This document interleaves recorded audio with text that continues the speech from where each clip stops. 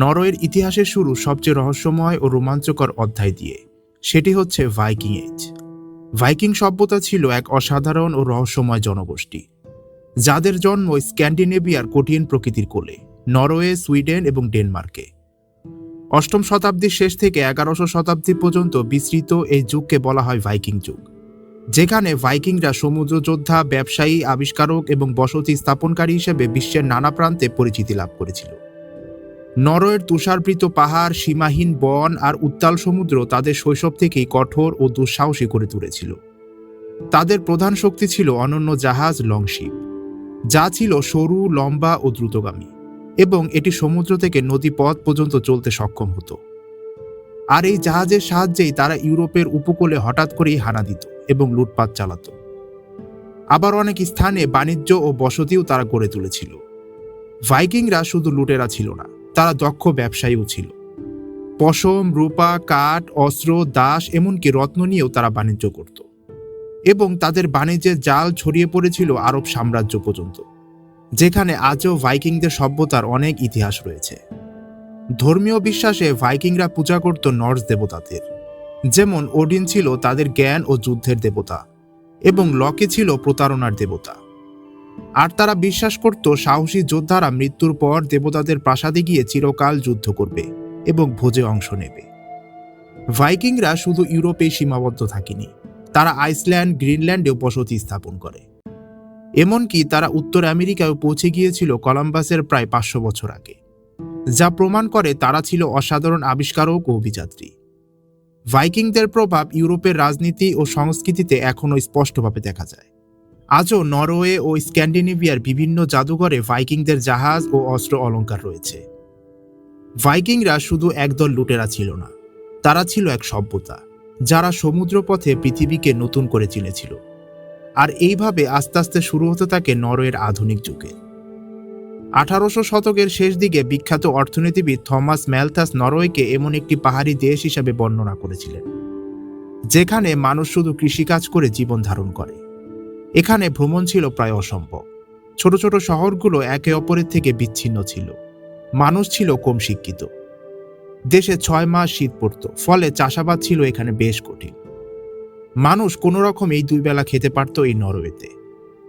Norway শব্দটা উচ্চারণ করলেই আমাদের চোখের সামনে ভেসে ওঠে এক অসাধারণ প্রকৃতির ছবি। ইউরোপের এক কোণে অবস্থিত এই দেশকে অনেকেই ইউরোপের স্বপ্ন বলে অভিহিত করেন। শুধু প্রকৃতির সৌন্দর্যই নয়, মানুষের জীবনযাত্রা, সামাজিক উন্নয়ন, আধুনিকতা আর ইতিহাসের রঙে ভরপুর এই দেশ। নরওয়ের অফিসিয়াল নাম কিংডম অব নরওয়ে। এটি উত্তর ইউরোপের স্ক্যান্ডিনেভিয়া অঞ্চলে অবস্থিত। এর পশ্চিমে রয়েছে উত্তর সাগর, উত্তর দিকে ব্যারেন্ট সাগর, পূর্ব দিকে রয়েছে সুইডেন, আর উত্তরে ফিনল্যান্ড ও রাশিয়ার সীমান্ত। আয়তনে নরওয়ে প্রায় 3,85,000 বর্গ কিলোমিটার, অথচ এখানে জনসংখ্যা মাত্র 54 লাখ। এর মানে হলো এখানে মানুষের চেয়ে প্রকৃতি অনেক বেশি জায়গা দখল করে আছে।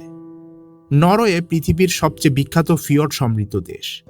ফিয়র্ড আসলে সমুদ্রের একটি উপসাগর, যা বরফ যুগে গ্লেশিয়ারের চাপ আর ক্ষয়ে তৈরি হয়েছিল।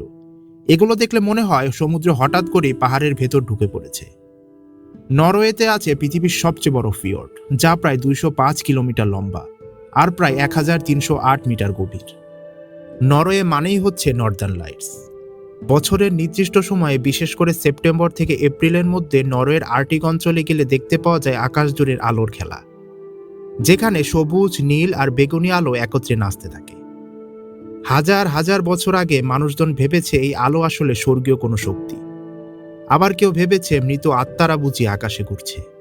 অথচ আজ বিজ্ঞান জানায় সূর্যের সৌরঝড় যখন পৃথিবীর বায়ুমণ্ডলের সাথে সংস্পর্শে আসে, তখনই এই মনোমুগ্ধকর দৃশ্য তৈরি হয়। নরওয়ের আবহাওয়া এক কথায় পুরোপুরি বৈচিত্র্যময়। দক্ষিণ নরওয়েতে গ্রীষ্মকালে থাকে তাপমাত্রা প্রায় 20 থেকে 25 ডিগ্রি সেলসিয়াস, যা শীতকালে নেমে যেতে পারে প্রায় -5 ডিগ্রি সেলসিয়াস পর্যন্ত। উত্তর নরওয়েতে, যেখানে আর্কটিক সার্কেলের ভেতরে শহরগুলো পড়ে, সেখানে শীতকালে সূর্য মাসের পর মাস ওঠে না। এই সময়কে বলা হয় পোলার নাইট। আবার গ্রীষ্মকালে ঘটে যায় তার উল্টো, মিডনাইট সান, যেখানে সূর্য প্রায় 24 ঘন্টা আকাশে থাকে। এই অদ্ভুত প্রাকৃতিক ঘটনা নরওয়ের মানুষকে অনন্য এক জীবনধারার সাথে মানিয়ে নিতে শিখেছে। ভাইকিং যুগের পর নরওয়ে বিভিন্ন সময়ে ডেনমার্ক ও সুইডেনের অধীনে ছিল। এবং অবশেষে 1905 সালে তাদের স্বাধীনতা অর্জন করে। দ্বিতীয় বিশ্বযুদ্ধের সময় নাৎসি জার্মানি নরওয়েকে দখল করেছিল, কিন্তু যুদ্ধ শেষে নরওয়ে আবার স্বাধীন হয় এবং ধীরে ধীরে একটি উন্নয়নের দেশের পথে ধাবিত হয়। আজ নরওয়ে বিশ্বের অন্যতম ধনী, সুখী এবং উন্নত দেশ হিসেবে পরিচিত। তবে নরওয়ের উন্নয়নের মূল ভিত্তি হল 1960-এর দশকে, যখন তারা সাগরে তেল এবং গ্যাসের সন্ধান পায়। ঠিক এই সম্পদকে সঠিকভাবে ব্যবহার করে নরওয়ে এক প্রজন্মের মধ্যেই দরিদ্র কৃষিভিত্তিক দেশ থেকে আধুনিক কল্যাণ রাষ্ট্রে পরিণত হয়েছে।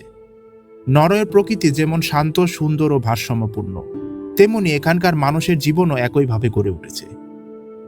নরওয়েজিয়ানরা বিশ্বের সবচেয়ে সুখী ও সন্তুষ্ট জাতিদের মধ্যে অন্যতম। নরওয়ে আজ এতটাই ধনী যে এদের প্রায় 25% মানুষজন মিলেনিয়ার। খাবারের দিক থেকে নরওয়ের প্রধান খাদ্য হচ্ছে মাছ, বিশেষ করে স্যালমন, যা এখানে খুবই জনপ্রিয়। নরওয়েতে মানুষের জীবন সাধারণত দুই ভাগে বিভক্ত, একটি হচ্ছে শহরে জীবন আর একটি গ্রাম্য জীবন। কারণ নরওয়েজিয়ানরা এতটা ধন সম্পদশীল থাকা সত্ত্বেও তারা গ্রামে থাকাকে বেশি প্রেফার করে। এখানে রাজধানী অসলোতে প্রায় 15% মানুষ বসবাস করে, যেখানে প্রায় 40% মানুষই গ্রামে বসবাস করে, যাদের মধ্যে অবশ্যই বেশিরভাগই বিত্তবান। নরওয়ের বেশিরভাগ মানুষের পেশা ভৌগোলিক পরিবেশ, প্রাকৃতিক সম্পদ এবং আধুনিক অর্থনীতির উপর পুরোপুরি নির্ভরশীল। সংক্ষেপে বললে এদের প্রধান পেশা এবং আয়ের উৎস হচ্ছে তেল ও গ্যাস শিল্প। আর এই সম্পদের উপরই ভর করে আজ এখানে এসে পৌঁছেছে নরওয়ে। আর এই নরওয়ের তেল ও গ্যাসের শিল্পের পেছনে রয়েছে একটি অন্যরকম গল্প। 1960-এর দশক, তখন উত্তর সাগরে তেল এবং প্রাকৃতিক গ্যাসের এক বিশাল সম্পদ আবিষ্কৃত হয়। এরপর 1969 সালে ইকোফিস্ক অয়েল ফিল্ড আবিষ্কৃত হয় এবং এটি আবিষ্কার হওয়ার পরে নরওয়ে রাতারাতি বিশ্বের তেল রপ্তানিকারক দেশগুলোর কাতারে চলে আসে। আজ নরওয়ে ইউরোপের সবচেয়ে বড় তেল ও গ্যাস উৎপাদনকারী দেশগুলোর একটি। এরপর 1990 সালে নরওয়ে তৈরি করে একটি বিশেষ তহবিল, গভর্নমেন্ট পেনশন ফান্ড গ্লোবাল বা জিপিএফজি, যাকে সাধারণত অয়েল ফান্ড বলা হয়।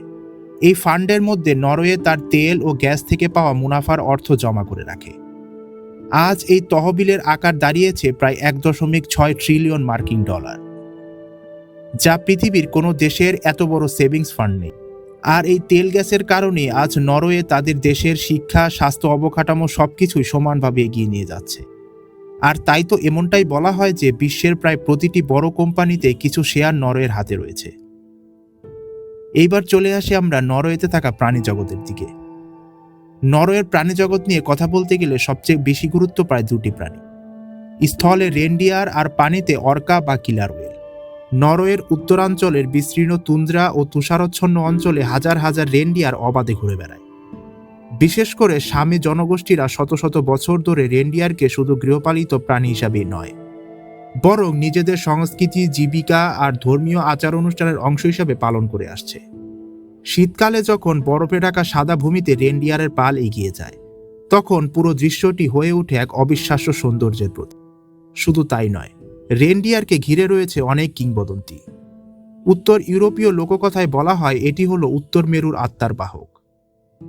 অন্যদিকে সমুদ্রের গভীরে নরওয়ের প্রকৃত রাজা হচ্ছে অর্কা বা কিলার ওয়েল। বিশেষ করে শীতকালে যখন বিশেষ দলে হেরিং মাছ উপকূলের ফিয়র্ডের দিকে চলে আসে, তখন অসংখ্য অর্কা সাগরে ভেসে বেড়ায়। তাদের শিকার করার কৌশল, দলবদ্ধ আক্রমণ আর ভয়ঙ্কর কালো সাদা শরীরের গঠন সমুদ্রকে করে তোলে এক রহস্যময় মঞ্চ। রেনডিয়ার আর অর্কা শুধু প্রাণী নয়, বরং নরওয়ের প্রকৃতি এবং একটি সংস্কৃতির প্রতীক। একটি স্থলের কঠিন তুন্দ্রা শক্তি ও টিকে থাকার সংগ্রামের প্রতীক, আরেকটি সমুদ্রের গভীরে রহস্য ও শিকারের সাম্রাজ্যের প্রতীক। সবশেষে বলা যায় বরফে ঢাকা পাহাড়, গভীর ফিয়র্ড, নর্দার্ন লাইটসের রহস্য, স্যালমন মাছের স্বাদ, আর আধুনিক শহরের উন্নয়ন আর প্রকৃতিপ্রেমীর মানুষের হাসি। সব মিলিয়ে নরওয়ে যেন প্রকৃতির এক টুকরো স্বর্গ। নরওয়ের গল্প আমাদের শেখায় যে প্রকৃতিকে ভালোবেসে, সম্পদকে সঠিকভাবে ব্যবহার করে এবং সমাজের সমতা প্রতিষ্ঠিত করে একটি দেশ পৃথিবীর শ্রেষ্ঠ উদাহরণ হয়ে উঠতে পারে। আজকের ভিডিওটি আপনার কাছে ইনফরমেটিভ লাগলে অবশ্যই ট্রিবান বাংলাকে সাবস্ক্রাইব করে রাখুন। দেখা হচ্ছে ট্রিবান বাংলার নতুন এপিসোডে।